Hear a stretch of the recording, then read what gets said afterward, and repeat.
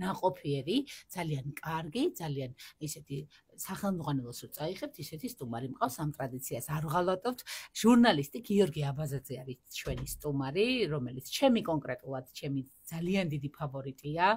მისი ნებისმიერი მანერა, მისი ჩართვები სულ მიგიჯაჭვავს ხოლმე და დარწმუნებული ვარ, რომ ჩვენი მაყურებელიც ესე არის. მადლობა რომ მოხვედი და ჩვენთვის გამონახე დრო. მადლობა თქვენ და მადლობა კომპლიმენტისთვის, რომელსაც ცოტა გამაწიხლე, იმიტომ რომ არ მიყვარს როცა მაქებენ.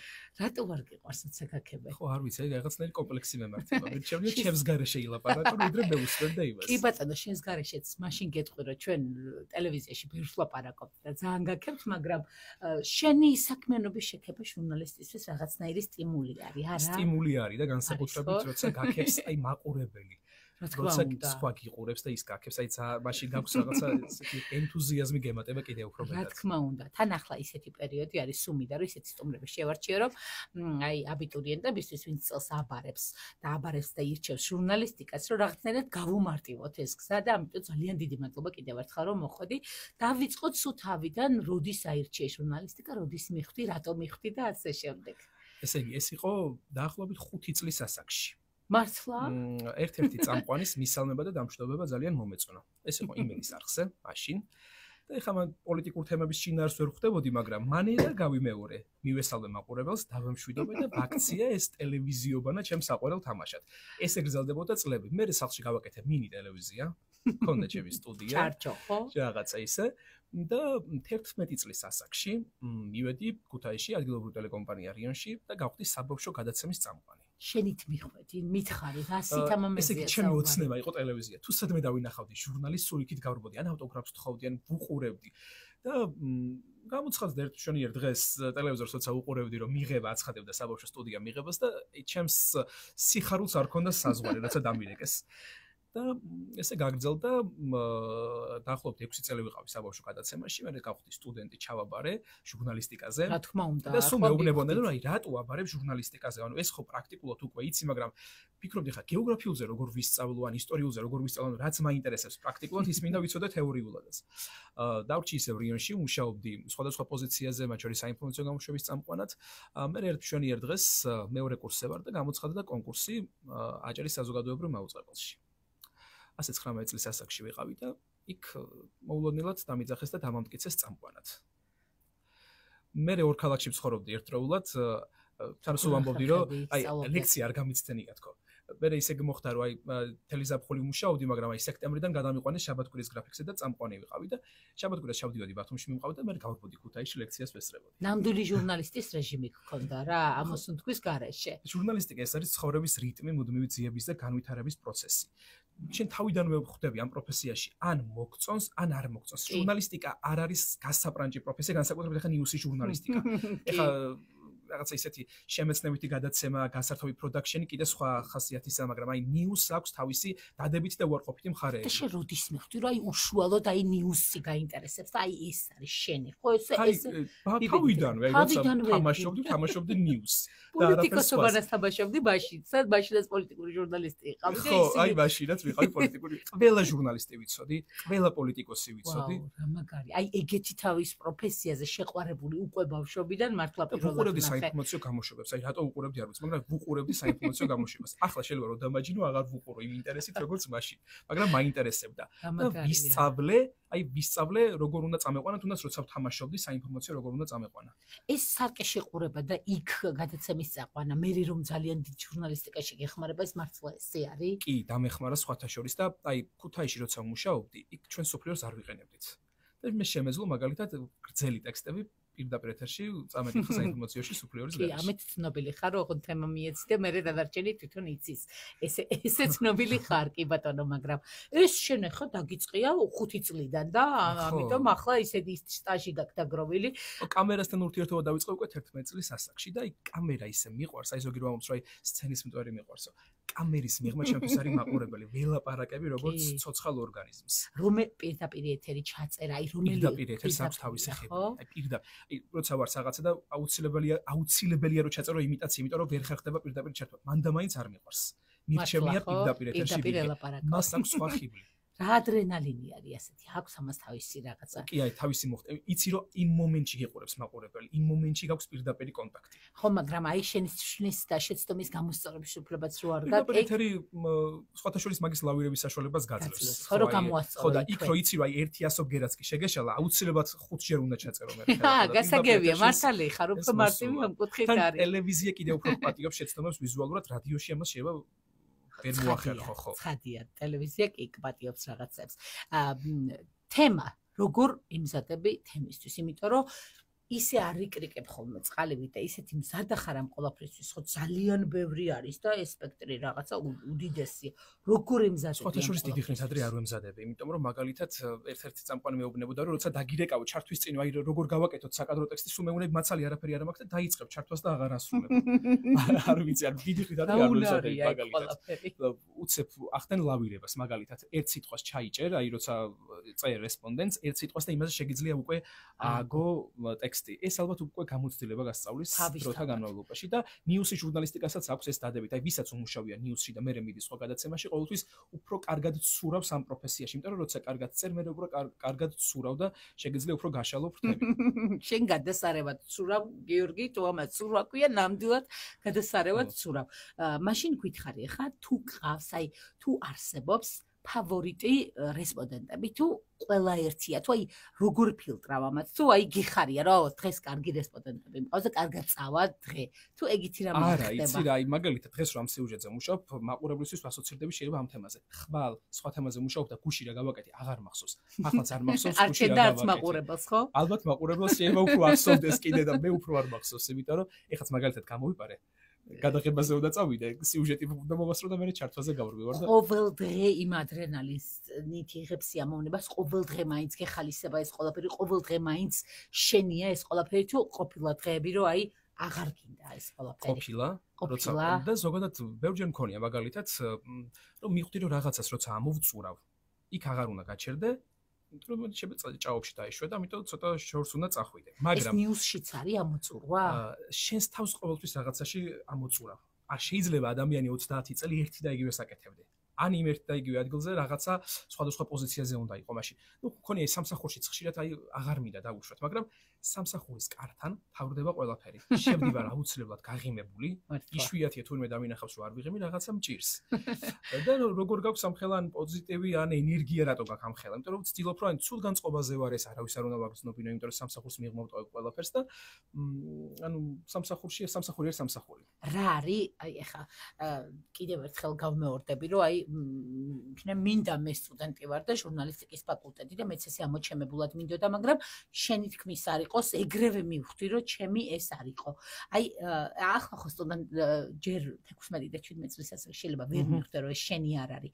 აი რა არის ის საკლანძო უნარები, რაც ჟურნალისტს უნდა ქონდეს შენი ამხელა გამოცდილებით, აი რა თვისებები და რა უნარები უნდა ქონდეს რომ გავამხნევო და უთხრათ რომ კი შედგება შენგან ჟურნალისტი. მე ვასწავლი სტუდენტებს სხვადასხვა უნივერსიტეტში და პირველ კურსზე ვეუბნები რომ აი ახლავე უნდა მიხვდეთ თქვენი არის თუ არა ეს პროფესია. პირველ რიგში უნდა დაიმახსოვრონ რომ ეს არის ერთი უმადური პროფესია. გარდა იმისა რომ მას აქვს დადებითი მხარეები, მაყურებელს შეუძლია დაგივიწყოს. მაგალითად თუ შენ ერთი კვირა აღარ გამოჩნდები, შეუძლია მაყურებელს ძალიან ჩვეულებრივად დაგივიწყოს, აღარ გაახსენდეს შენი კარგი თუ ერთი შეცდომა გაგეპარა. შეიძლება ძალიან მაგარ რეპორტაჟებს აკეთებდე, მაგრამ თუ ერთი შეცდომა რაღაცა ისეთი გაიპარა, ის დაამახსოვრდებათ ყველაზე მეტად. ეს არ ვიცი საზოგადოების ბრალია თუ ამ პროფესიისადმი არის ესე, მაგრამ აი პირველი რა არის, ყოველთვის როცა შენ მუშაობ, უნდა დაივიწყო პიროვნული. სიმპათია, ეს წყენა თუ ასე შემდეგ, შენ მუშაობ შენი საქმისთვის, შენ მუშაობ მაყურებლისთვის და საზოგადოების ყველაფენისთვის. განსაკუთრებით რელიგიური მრწამსისა, პოლიტიკური შეხედულებისა და ასე შემდეგ.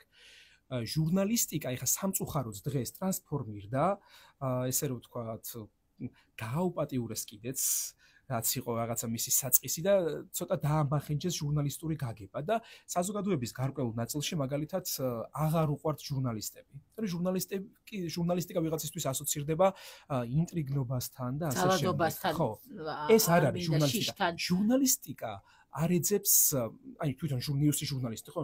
ჟურნალისტი არ არის შემფასებელი, ჟურნალისტი არ არის ექსპერტი, ჟურნალისტი არის ამბის აღმწერი.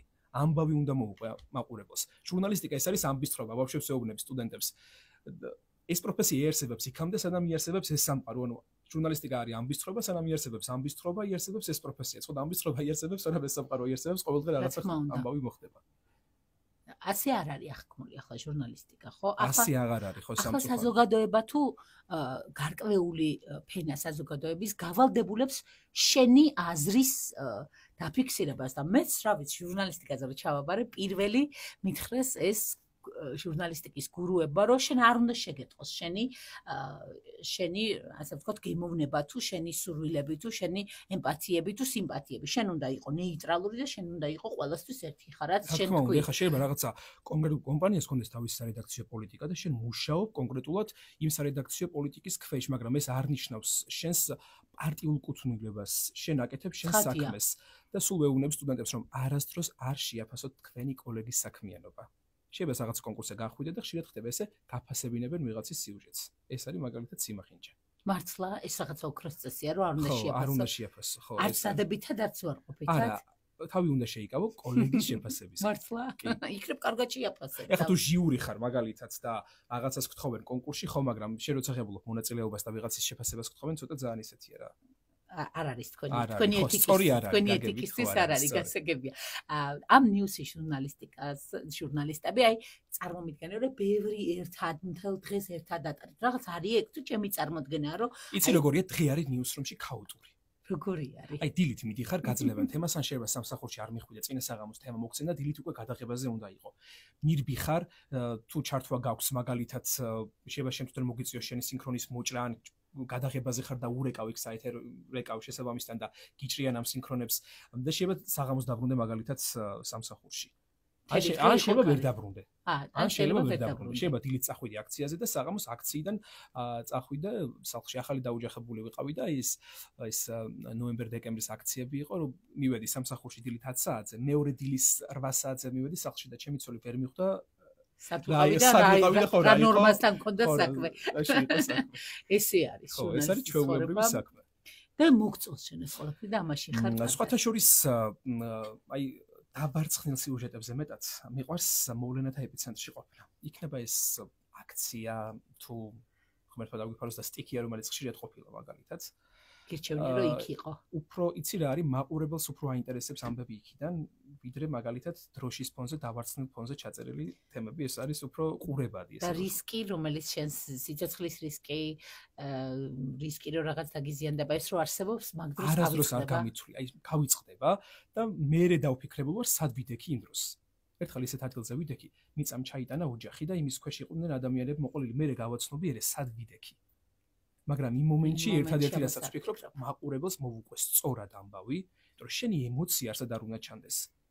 ჩვენ რო ეხა ხალხი დავაპანიკოთ, რომ ხალხო, იცით რა მოხდა და სულ ვეუბნები, სულ ამბობ. ჟურნალისტიკა არის ერთი უსისხლო, როგორც არის უსქესო, არის უსისხლო, იმიტომ რომ ჩვენ მაყურებელს არ უყვებით, იცით რა სამწუხაროდ უბედური შემთხვევის შედეგად 23 ადამიანი გარდაიცვალა. ძალიან მკაცრად ვამბობთ, რომ უბედურ შემთხვევას ამდენი ადამიანია მსხვერპლა და იგივე ტონში ვამბობთ, რომ ახალი წლის პირველ დღეს ქვეყანაში 30 ახალშობილი დაიბადა და ასე შემდეგ. ანუ თანაბარ ტონში. იმდენ რაღაცაზე დავფიქრდი ახლა, რაზეც საერთოდ არ მიფიქრია და ძალიან დიდი მადლობა კიდევ ერთხელ, რომ უსისხლო პროფესია არის. დავგთანხმდი ამ მასტერკლასზე, რომელსაც გვიტარებ მეც და ჩვენს მსმენელსაც. ძალიან მაგარი რაღაცაა და ამ ყველაფერზე არ მიფიქრია. შენ თქვი რომ უმადური პროფესიაო თუ როგორ დაარქვი? ხო, უმადური პროფესია, იმიტომ რომ უმადური პროფესია არის. ეს ბევრი შეიძლება დაიხარჯო ამ პროფესიაში და მე უცებ გაქრე და არავის აღარ დაამახსოვრდე. აი ეს აქვს. ხო და ამაზე არ მიფიქრია და ეს უშუალოდ აი ამ ნიუსი ჟურნალისტიკას ახასიათებს. ალბათ ნიუს. უფრო ნიუსი ჟურნალისტიკას. იმიტომ რომ ნიუსში ეხა სხვას არ ეწყინოს, მაგრამ უფრო მეტად იხარჯები შეიძლება ვიდრე სხვა გადაცემაში. იმიტომ რომ 5 დღეში 12 ან უფრო მეტი საათი მუშაობ, შენი სიცოცხლე ხშირად ყოფილა რისკის ქვეშ, იმიტომ რომ შეიძლება რაღაცა მოგხვდეს, ხან რაღაცას ისვრიან, იყო შემთხვევა ფოიერვერკიც მომხვედრია, რაღაცა აისხლიტა, მაგრამ კურტკა დაიწვა, კურთუკი ფეხზე ქვაც მომხვედრია, ყოფილა ესეთ შემთხვევა, ხო? და არაფერს არ იმჩნევა. ხო, არა გაქვს ამის უფლება. რა მაგარია. არა გაქვს ამის უფლება. ერთადერთი სულ ფიგურ, აი როცა ხარ ფორს მაჟორში, ხო? აი მაყურებელს რას ვეუბნები ახლა? ხოლო ამას ვფიქრობ და სხვაზე არაფერს კეტავ. ირგვლივ რა ხდება, სამყარო რო ინგრეოდეს, ერთადერთი არაფერი არ შემეშალოს. ძალიან მაგარი უნარია. ამ ეს მართლა ალბათ გამოცდებაც მოგცა და რაცაც ეხება შენ გისმე, შინაგანად რაღაცა სხვა უნარი გაქვს, რომელმაც აი ასე დაგაახლოვა ჟურნალისტიკასთან, იმიტომ რომ ყველა ნიუსის ჟურნალისტი არ მგონია რომ აი ამ ინსტინქტებით იყვნენ, აი ასე ცალსახად, როგორც ეხა ამ შენ ამ ყველაფერს გამოხატავ და შენ ისედაც ახსოვ ხარ ადამიანებს, აი ამ ემოციის გათიშვა, როგორ შეგიძლია ამ ემოციის გათიშვა. ჩემთვის პირადად ეგ არის წარმოუდგენელი რაღაც, იმიტომ რომ მე ემოციას ვერ ვთიშავ, სადღაც რომელიღაც პორტალზე რაღაცა კომენტარს მაინც თუ გადავეყრები, ისიც იმდენად მოქმედებს ჩემზე, ჩემს მანერაზე, ჩემს თვისებებზე, ჩემს ემოციურობაზე, რომ იქ სადღაც ცხელ ეპიცენტრში, სადაც გვინახი ხარ, რო ხარ აბსოლუტურად მოწყვეტილი იმ ამბავს, რაც შენს თავს ხდება. აი ამას როგორ აკეთებ? ან არ გეშინია, ან არ ბრაზდები, ან რაღაცა არ გინდა რომ შენს უთხრა, როგორ აკეთებ იმას, რომ ადამიანებს, რომელიც გესევიან, აქრობ იმ პერიმეტრიდან და შენს სიუჟეტს აგრძელებ. აი ამას როგორ აკეთებ? ჩემს თავს ვეკითხებოდი, რომ აი რაღაცა გავცივდი თუ რა დავემართა, თქვა, რაღაცა ყველაფერზე გული მიჩუხდებოდა. ახლა უემოციოდ ხვდები რაღაც ამბებს. და არ ვიცი ეს რა მომიტანა, ამ პროფესია მომიტანა, გამოცდილებამ, ამ პრაქტიკულმა გამოცდილებამ თუ რამ. იმიტომ რომ აი ემოციის კონტროლი არის მთავარი. ალბათ შინაგანიდან მოდის ეს, იმიტომ რომ ეხლა ყველა ადამიანს ვერ მოთხოვ იყოს თანაბარი. ვიღაცამ რომ შეიძლება შეგაგინოს, ვერ მოსთხოვ რომ რატო გაეცი პასუხი. ცხადია. არის ვალდებულება, არის მოვალეობა, არის პასუხისმგებლობა და პირველ რიგში ყოველთვის პასუხისმგებლობას ვხსნობ მაყურებლის წინაშე. შენც თუ იგივეს იმეორებ, გამოდიხარ იგივე. ცხადია. ასე მარტივი სასაუბრო არის. მაყურებელს რომ მოუყვერო, ხალხო ქვეყანა, აი თითქოს ეხა ვიღაცა რომ თითქოს აი ომში ვარ, ხო მაგალითად სულ მომყავს შედარება და ყოფილი ესეთი ბევრი кейსი, რომ პირდაპირ ეთერში იდგა ჟურნალისტი და მას მოხვდა სნაიპერისგან განასროლი და მან გააგრძელა პირდაპირ ჩართვა. კი, ბევრი ეგეთი ვიდეოა. ჩემი მეგობარია და იცი აი სულ მომყავს შედარება, რომ იმას რო აი მიკროფონი დაეგდო და გაქცეულიყო, ხო პანიკა აწყდებოდა მოსახლეობაში, რომ დაიქცა ქვეყანა და დავიღუპეთ, ხო. ამიტომ მაყურებელზე უნდა იფიქრო, იმიტომ რომ ვისთვისაც მუშაობ. ჩვენ ხო მაყურებელს ვემსახურებთ, მაყურებლისთვის მუშაობთ. კი, და ცხადია, თქვენ უფრო ქმნით ამ ამის, რომელსაც შეუძლია მაყურებლის განწყობის მართლა ხო, ამ ამის გამო ხშირად გაქებენ, ხშირად გლანძღავენ, მაგრამ საერთო ჯამში ანუ გიყურებენ. ესე იგი, მოსწონს თუ არ მოსწონს, ნიშნავს რომ იციან და იმიტომ არ მოსწონს. ესე იგი გიყურებენ, იმიტომ რომ მაყურებელი გვყავს. რა თქმა უნდა, ესე არის. აი ხა მე მაინტერესებს ამ ცხელ წერტილში ხართ ჟურნალისტები, სხვადასხვა ტელევიზიების წარმომადგენლები, დისკომფორტი არ არის ეს ყველაფერი? არ.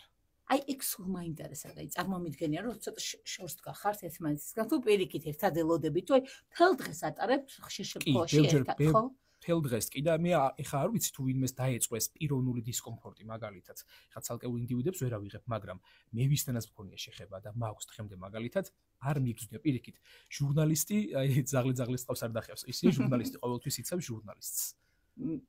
მეც ესე წარმომიდგენია და მეც ესე მესიამოვნება რომ ვნახო და თან თქვენი განწყობა ყოველთვის ესეთი არის. მე პირადად ჩემი გამოცდილებით არ მქონია მსგავსი შემთხვევა.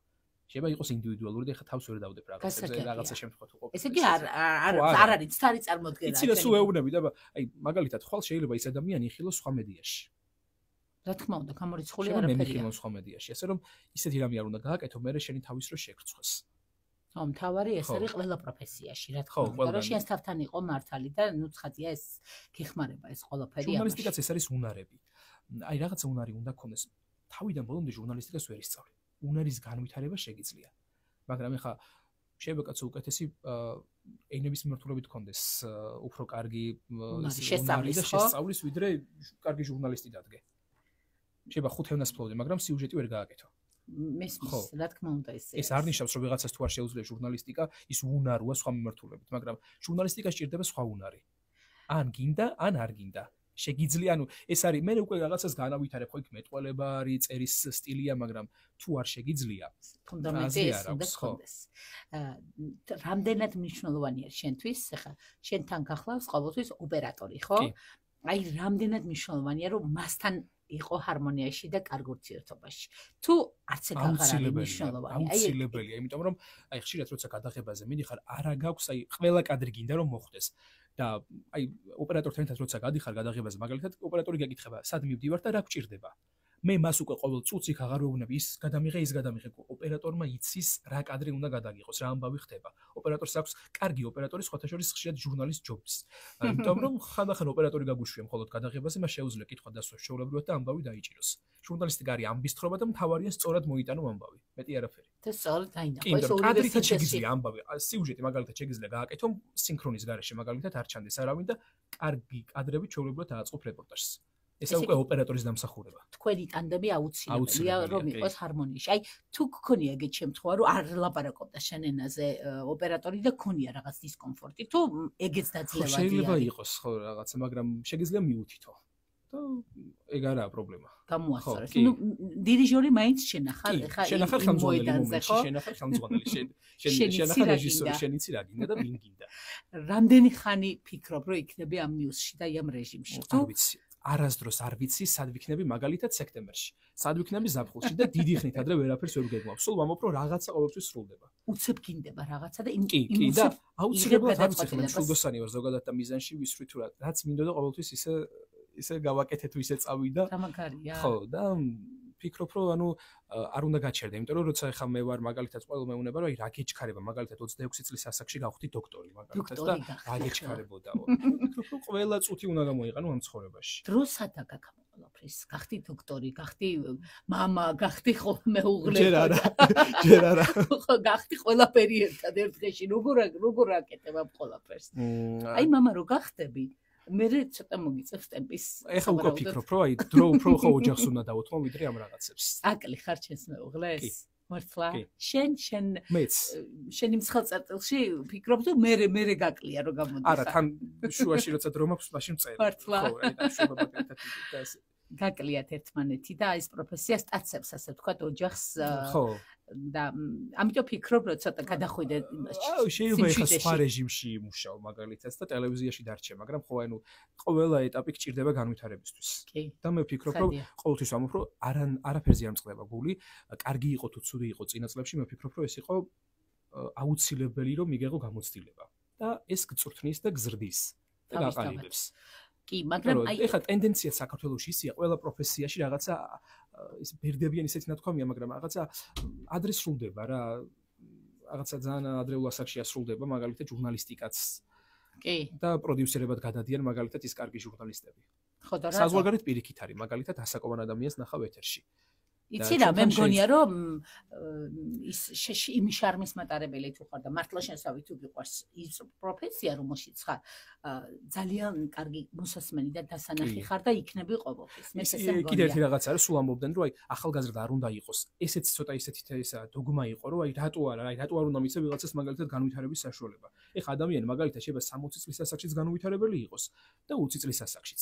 ან 20 წლის ადამიანს ისეთივე უნარი ქონდეს რაც 60 წლის ასაკში და უფრო უკეთესი პროდუქტი შეიძლება დაგიგო. არაჩვეულებრივი სტუმარი მყავს სტუმრად ვარსკვლავი ჟურნალისტი ასე ვთქვათ გიორგი აბაზაძე, რომელმაც პირველ ბლოგში ისე ისაუბრა რომ მე მგონი ყველას ჟურნალისტობაზე ჩაბარება და ჟურნალისტიკაზე ჩაბარება მოანდომა და მეც მე მგონი ჩემ პროფესია შევიბრუნო მომინდა, მაგრამ არ მაქვს მე ის უნარები, რაც შენ გაქვს, არ მაქვს მე ის ქარიზმა, რაც შენ გაქვს, შესაბამისად მეც ჩემი თავი მხოლოდ წარმომედგინა იმ ხელწარწილში ჟურნალისტად, სადაც შენ მუშაობ და მალევე მივხვდი, რომ ჩემგან ეს ყველაფერი არ გამოვა. ერთი დეტალი მაინტერესებს, რომელსაც შენეული ხედვი ჟურნალისტიკაში მე სიმართლე გითხრა ვერ ვხედავ. რამაც მე გამენგრია ჟურნალისტიკისკენ სავალი გზა. ესე ამბობდნენ გახსოვს, რომ კარზე თუ დაკაკუნებ და არ გაგიღებენ კარს რესპონდენტთან ფანჯრიდან უნდა შეხვიდე. და მქონია ესეთი შემთხვევა და როგორ შევედი ოპერატორიც გავუწდა ერთხელ. ხარ შენი ჟურნალისტი, რომელიც ფანჯრიდან შევა? აჰა. მაგრამ იცით რეპორტიორობა სხვათა შორის გარდა იმისა რომ მოგწონს აი ხელწერტილში მუშაობა, ეს არის ადრენალინი, არ არის ჩემი არც საბოლოო მიზანი და არც ამომავალი რაღაცა, იმიტომ რომ აი მაგალითად ეთერი უფრო მიყვარს. მესმის. ხო. და სულ ამბობ რომ ეხლა ვიღაცამ შეიძლება დაკომპლექსდეს რომ ეს უნარი არ ამოქვს. ანუ ჟურნალისტიკა არ გეუბნება რომ აუცილებლად ველზე უნდა იმუშაო, ხო? ანუ მაგალითად შეიძლება შენი თავი იპოვო წამყვანად. შეიძლება ის მაგარი რეპორტიორი ვერ იყოს კარგი წამყვანი.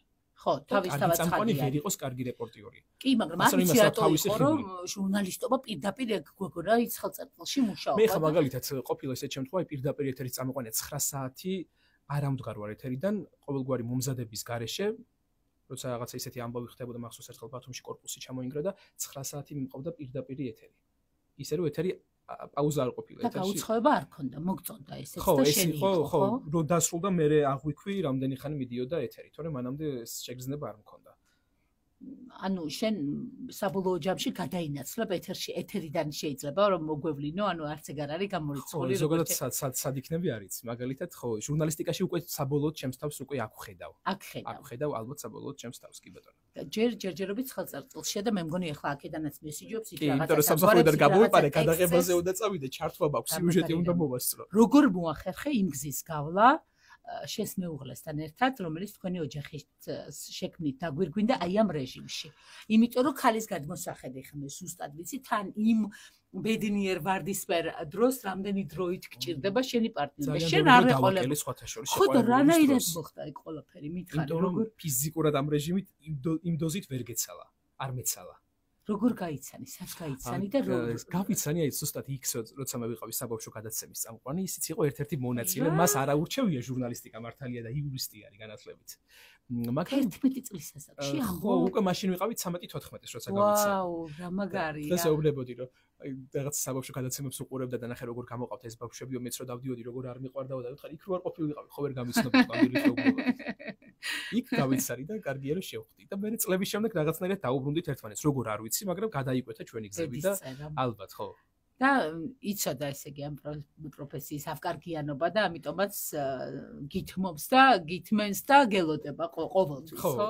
ხედავს რაში ხარჯავ ამ დროს და მიგებს, ესე რომ ვთქვათ. გიგებს, ხო და იქ ძალიან მნიშვნელოვანია. ხო, გაგება. თანაცხოვრების დროს მართლა ცოტა რთული არის, იმიტომ რომ სულ გინდა შენს მეუღლე. ჩემთვის მაგალითად შეიძლება უფრო რთული ყოფილიყო, ახლა მე რომ ის ადგილზე ვიყო. გაგიჭირდებოდა, სავარაუდოდ გაგიჭირდებოდა. უფრო მაგრამ ვერ გაუგებდი, ხა რომ იცი და მოხარშული ხარ ამ ჟურნალისტიკაში. იცი როგორ რეჟიმი მაქვს. წელს კიდე შევამცირე, მაგალითად ჩარშან აქ თბილისში ორ უნივერსიტეტში ვასწავლედი დილით გავრბოდი ლექციაზე, მე მივიდოდი სამსახურში, მე გვიან ვასრულებდი მუშაობას, არასკერს აღამოს ან შაბათ-დილით ქუთაისში მივდოდი და იქ ვატარებდი ლექციას. ეხლა ქუთაისში დოქტორი როდის გახდი? აი ამ პერიოდში გავხდი დოქტორი, გზაში ვწერდი დისერტაციას. ხახნა, ყველაფერი შესაძლებელია. აი ამ ბიჭმა აქ რა ქარცეცხლიც დააყენა, გვეუბნება რომ თუ რამე გინდა, ყველაფერი შესაძლებელი და მოსწრებადი არის. და უნდა გამოიყენო დრო. არ უნდა გადადო. დღეს უნდა გააკეთო, დღეს უნდა გააკეთო აუცილებლად. ყველა წუთი არ უნდა დახარო, ყველა წუთი უნდა გამოიყენო შენი განვითარებისთვის. იმიტომ რომ ეხლა კიდე სხვა ტემპია ცხოვრების, ხო? თუ არ ირბენ ეს არის ქაუტური ტემპი, თუ ვერ ჩაებმები ამ ტემპში, ნიშნავს რომ დაიკარგები და всё. კონფლიქტური რამდენად ხარ? უფრო ფეთქებადი. მართლა ხარ? იცი როგორ იმპულსური ვარ. ხშირად რაღაცაზე ბრაზდები, ადვილად ბრაზდები. ოღონ არასამართლიანად არა, სამართლიანად, მაგრამ არ შემიძლია მე ცუდი გავუკეთო. შემიძლია უფრო მეტი სიტყვა თქვა, ვიდრე გავაკეთო მოქმედება. გასაგებია. მაგრამ მე გაგდის ეს ყველაფერი, ხო, რომ ამოფეთქდები მე. აუცილებლად უნდა დავიხარჯო. ეს ყოველდღე კი არ ვაკეთებ ამას, მაგრამ სადაც საჭიროა. უცებ აი, ხო, არ შემიძლია ვერ დაგიმალავ, აი უცებ ცუდს თუ ვიფიქრებ, შენზე უნდა გითხრა აუცილებლად. მართლა. ხო, და ამის გამო ხშირად ვიღაცას არ მოსწონს, იმიტომ რომ თუ რაღაც შენ გენაცვალე შენ გეხუტუნეს ვერ გეტყვი რა თუ არ მომწონს ისე და თუ მიყვარხარ გეხუტუნეს გეტყვი და ეს პირდაპირი რაღაცა ხო პირდაპირი ვარ და აუცილებლად უნდა უთხრა ეს იმერელი კაცი რანაირად ვერ ულამაზებ ამ ყველაფერს თავს როგორ ვერ უვარდებ მე არ ვფიქრობ ამ ანუ ისეთი ხისტი არა ვარ რომ დამიზიანებია მაგალითად ურთიერთობა უბრალოდ ჯობს სიმართლე თქვა და უფრო უკეთესია ვიდრე ითამაშო ურთიერთობაში რა თქმა უნდა ეგ ყოველთვის მნიშვნელოვანია მეგობრები მათი დრო სადაგაკ ბევრი ამ პროფესიაშია.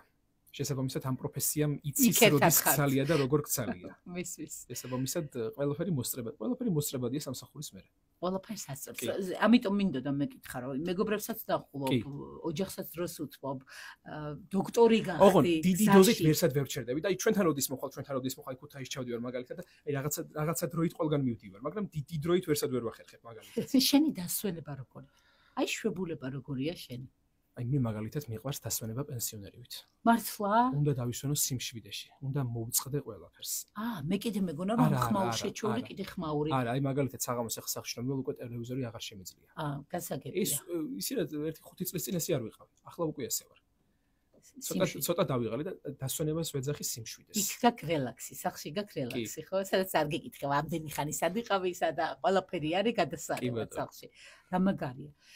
რა ვიცი, გიორგი, უდიდეს წარმატებებს გისურვებ. მართლა, აი, ისეთი კარგი იყო შენთან საუბარი, რომ დარწმუნებული ვარ, რომ ყველას ყურადღება, აი ესე როგორც ჩემი მიიქციე და მიივყარი და ძალიან აზრიანად და ძალიან ისე დაბეჯითებით მოგვიყევი შენი პროფესიის შესახებ და კიდევ ერთხელ გითხარი, რომ 21 საუკუნეა, ხალხნო ტემპი არის, არ ვიცი როგორი და ამ ტემპში ყველაფერი შესაძლებელია და მადლობა იმისთვის, რომ ხარ ჩვენთან ერთად, ხარ დიდ ჟურნალისტიკაში და აკეთებ იმას, რასაც აკეთებ და მადლობა, რომ იყავით ჩემი სტუმარი. მადლობა თქვენ. დიდი მადლობა, მე შემდეგ ხუთშაბათამდე გემშვიდობებით.